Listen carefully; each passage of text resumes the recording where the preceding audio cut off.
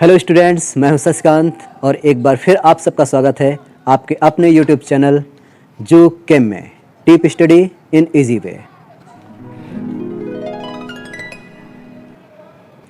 Students, इस video में हम लाए हैं आपके लिए इस चैप्टर का लास्ट पोर्शन, मगर बहुत ही इम्पॉर्टेंट पोर्शन।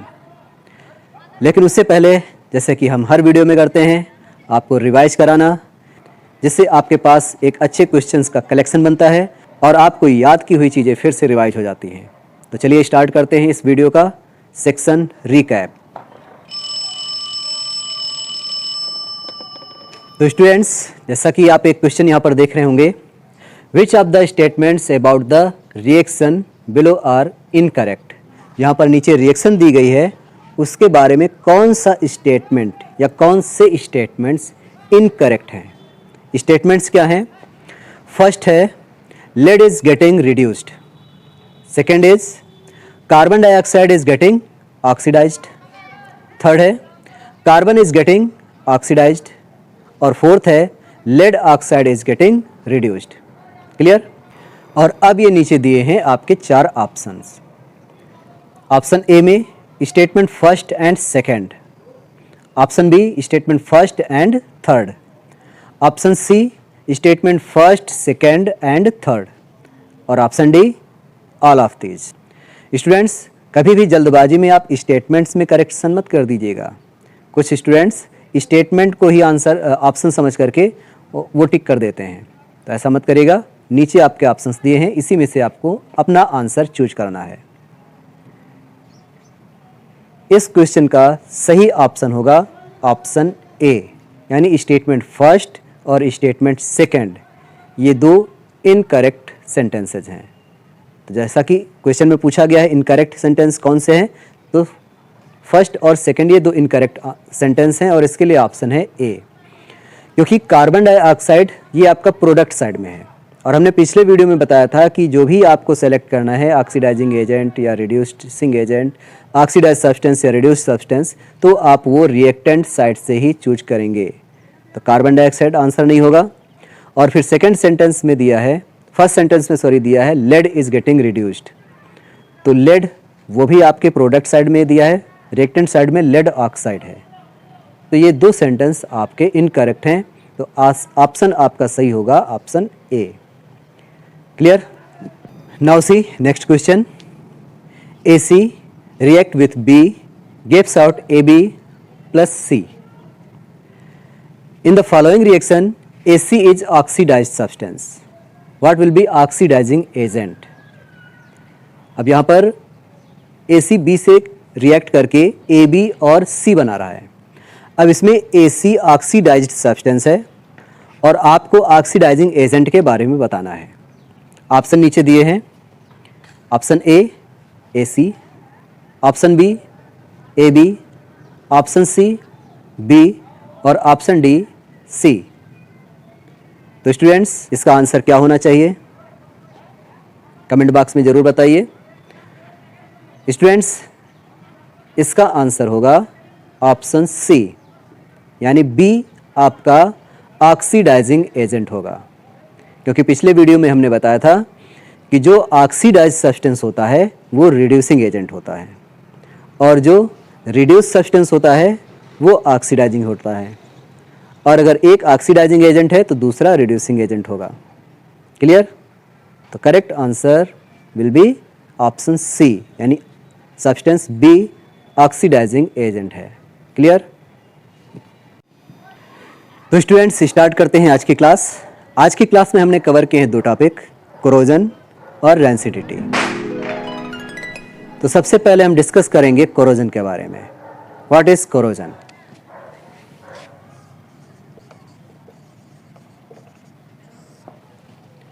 स्टूडेंट्स, पिछले वीडियो में हमने रेडॉक्स रिएक्शन के बारे में डिस्कस किया था। रेडॉक्स रिएक्शन एक्चुअली दो प्रोसेस होती हैं उसमें, ऑक्सीडेशन प्रोसेस और रिडक्शन प्रोसेस। तो क्या स्टूडेंट्स, ये रेडॉक्स प्रोसेस हमको डेली लाइफ में भी दिखाई पड़ते हैं या हमारे आसपास भी होते हैं? बिल्कुल स्टूडेंट्स, क्योंकि जो हमारे आसपास केमिकल चेंजेज होते हैं, मीन्स केमिकल रिएक्शंस होती हैं, तो सारी रिडॉक्स रिएक्शंस की ही प्रोसेस हैं। उसमें ऑक्सीडेशन भी होता है और रिडक्शन भी होता है। स्टूडेंट्स, कोरोजन कोरोजन एक ऑक्सीडेशन प्रोसेस होती है। फॉर एग्जांपल, अगर हम आयरन मेटल को कुछ टाइम के लिए एक्सपोज कर दें, एटमॉस्फेयर में ऐसे ही छोड़ दें, तो क्या होगा? तो आयरन पर रस्ट लग जाती है। ऐसा क्यों हुआ? क्योंकि आयरन अपने आसपास के एटमॉस्फेरिक ऑक्सीजन के साथ मॉइस्चर की प्रेजेंस में रिएक्ट करता है और रस्ट बनाता है, और रस्ट बनने की प्रोसेस ही ऑक्सीडेशन प्रोसेस होती है। लेकिन आप लोग जानते हैं कि रस्ट आयरन को डैमेज कर देता है।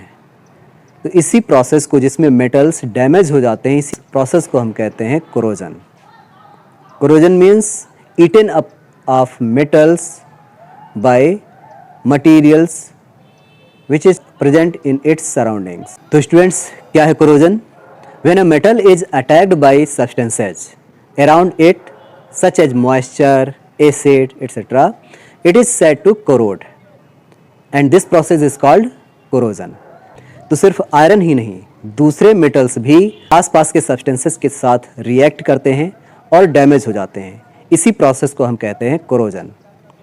अब आयरन के कोरोजन की प्रोसेस को हम पढ़ते हैं, क्योंकि ये बहुत ही इम्पॉर्टेंट है हमारे लिए, क्योंकि आयरन के कोरोजन की वजह से हमारी कंट्री को बहुत ही पैसे वेस्ट करना पड़ता है, क्योंकि हर साल आयरन के आर्टिकल्स, बहुत सारे आर्टिकल्स चेंज करने पड़ते हैं, क्योंकि ये जैसे ही एक्सपोज होता है वो एटमॉस्फेरिक ऑक्सीजन और मॉइस्चर के साथ रिएक्ट करके रस्ट बना लेता है।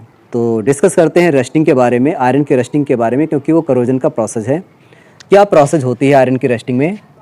देखिए, जब हम आयरन को एक्सपोज करते हैं तो मॉइस्चर की प्रेजेंस में ऑक्सीजन के साथ रिएक्ट करता है।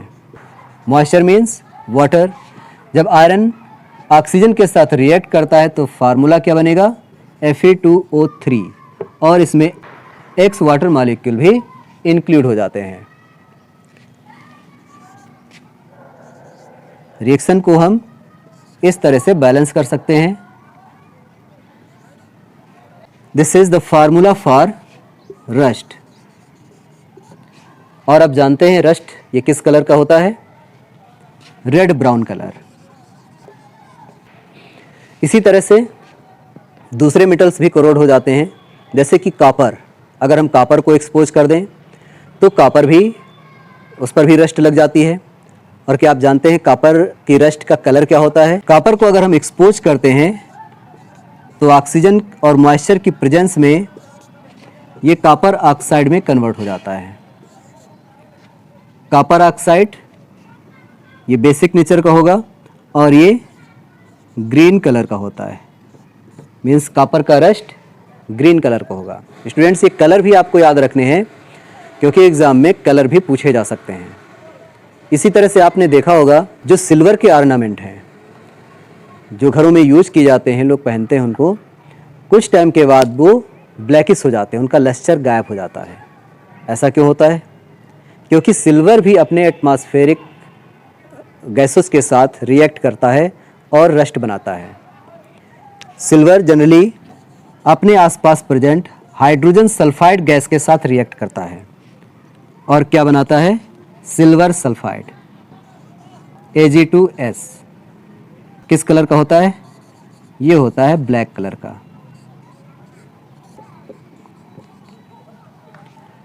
तो स्टूडेंट्स, ये हमने 3 एग्जाम्पल दिए और तीनों एग्जाम्पल बहुत ही इंपॉर्टेंट हैं। इनसे बोर्ड में क्वेश्चन पूछे जाते हैं। Formula for rust of iron, formula of rust of copper, formula of rust of silver and colour of these substances.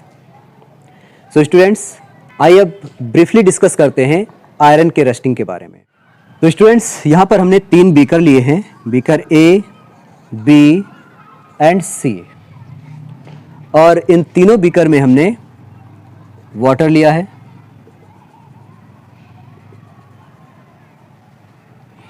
अब एक काम करते हैं, इन तीनों बीकर में हम आयरन नेल डाल देते हैं।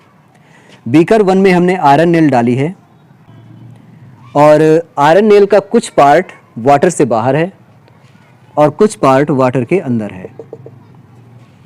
इसी तरह से बीकर B में हमने आयरन नेल डाली है और ये आयरन नेल पूरी तरह से बीकर में पानी के अंदर डूबी हुई है। अच्छा, बीकर C में वाटर नहीं है, बीकर सी में हमने आयरन नेल रखी है और इसको एयर टाइट कर दिया है। ठीक, तो स्टूडेंट्स क्या आप बता सकते हैं इनमें से किस बीकर की नेल में रस्ट फॉर्म होगा, रस्ट बनेगा? तो ये एक्टिविटी करने के बाद हमको कुछ दिनों के बाद दिखाई पड़ेगा कि बीकर ए में जो हमने नेल रखी है उसमें रस्ट फॉर्मेशन हुआ है, रस्ट बना है, जबकि बीकर बी और बीकर सी में रस्ट फॉर्म नहीं हुआ है। रीजन, बीकर सी में इस आयरन नेल को सिर्फ एयर मिली है, मीन्स ऑक्सीजन मिली है। यहाँ पर सिर्फ ऑक्सीजन मिला है, मॉइस्चर नहीं था, इसलिए यहाँ पर आयरन का फॉर्मेशन नहीं हुआ। बीकर बी में हमने आयरन नेल को पूरी तरह से डिप कर दिया और इसके ऊपर हमने ऑयल की ड्रॉप डाल दी थी ताकि ऑक्सीजन इसमें डिज़ोल्व ना हो। तो आयरन को सिर्फ वाटर मिली, ऑक्सीजन नहीं मिली, इस वजह से इसमें रस्ट का फॉर्मेशन नहीं हुआ। जबकि बीकर ए में आयरन नेल को वाटर भी मिल रहा है, मीन्स मॉइस्चर भी मिल रहा है, और एयर भी मिल रही है, मीन्स ऑक्सीजन भी मिल रहा है। तो यहाँ पर दोनों कंडीशन है, इसलिए यहाँ पर इस नेल पर रस्ट का फॉर्मेशन होता है। तो इससे बात क्लियर हो जाती है कि रस्ट के फॉर्मेशन के लिए आयरन और मॉइस्चर दोनों ही इम्पॉर्टेंट हैं, क्योंकि स्टूडेंट्स मॉइस्चर आयरन नेल के सरफेस के कांटेक्ट में कंटिन्यूअस रहेगी, जबकि एयर की जो ऑक्सीजन है उसके मॉलिक्यूल्स हटते रहेंगे, जिससे प्रॉपर रिएक्शन नहीं हो पाएगी, क्योंकि ये एक स्लो रिएक्शन है। तो मॉइस्चर की प्रेजेंस में आयरन नेल ऑक्सीजन के साथ रिएक्ट करता है और रस्ट का फॉर्मेशन करता है। चलिए अब देखते हैं दूसरे टॉपिक। स्टूडेंट्स, कोरोजन के बारे में नेक्स्ट चैप्टर में ब्रीफ में दिया गया है, तो उस कोरोजन के बारे में डिटेल में स्टडी करने के लिए हमारे नेक्स्ट वीडियो आप देख सकते हैं। तो चलिए अब देखते हैं next topic, rancidity. What is rancidity?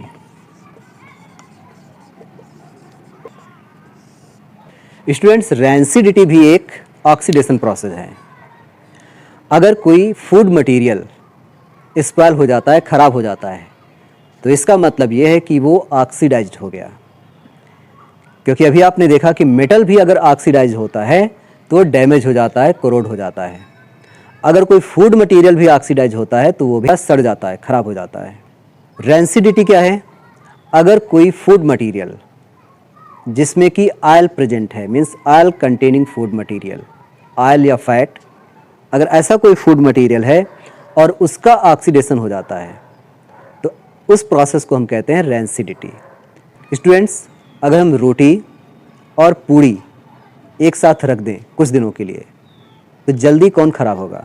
जल्दी ख़राब होंगी हमारी रोटियां, पूड़ियाँ देर में ख़राब होती हैं। तो स्टूडेंट्स, ऑयल में जब कोई चीज़ हम फ्राई करते हैं तो मैक्सिमम मॉइस्चर निकल जाता है और मॉइस्चर की प्रेजेंस में ही रेंसिडिटी प्रोसेस होती है। मॉइस्चर की प्रेजेंस में ऑक्सीजन जल्दी रिएक्ट करता है। तो अगर हम ऑयल में फ्राई करते हैं फूड मटेरियल को तो उससे मॉइस्चर मैक्सिमम बाहर निकल जाता है और उस फूड मटेरियल में आयरन एब्जॉर्ब हो जाता है, जो आगे रिएक्शन नहीं होने देती है ऑक्सीजन के साथ, और फूड मटेरियल लंबे समय तक प्रोटेक्ट रहता है।